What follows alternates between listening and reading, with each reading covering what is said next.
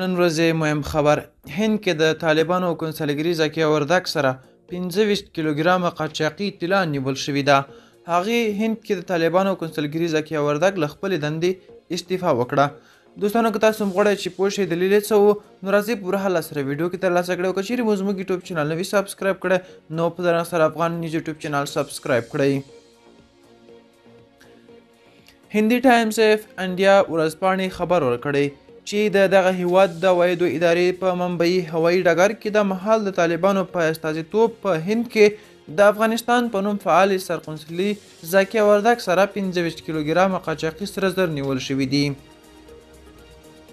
راپور وایي دغه پیښه 9 ورځې وړاندې هغه مهال رامنځته شوې چې زکیه وردک غوښتل دغه سره زر له دوبۍ څخه هند ته قاچاق کړي. زکیه وردک د افغانستان سیاسي پاسپورت څخه په استفادې د دغه قاچاق هڅه کوله خو په خپله زکیه وردک دغه تورونه رد کړي دي.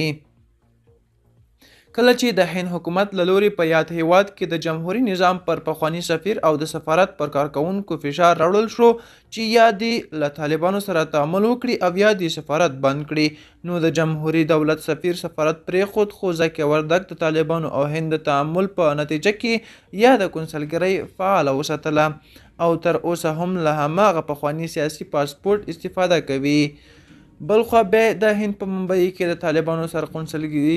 زکیه وردک وروسته له هغې له خپلې دندې استعفا وکړه چې له دوبۍ څخه یې هند ته قاچاق کیدونکي 25 کیلوګرامه سره زر ونیول شول. د زکیه وردک قاچاق سره زر ضبط شوي خو په خپله هغه د ممبئی د عوایدو پولیسو له لوري له دې امله نه ده نیول شوي چې ډیپلوماتیک مسؤلیت یې درلود خو دا چې هغه لا هم په هند کې ده او که له هند څخه وتلي تر اوسه یې په اړه څه نه دي ویل شوي.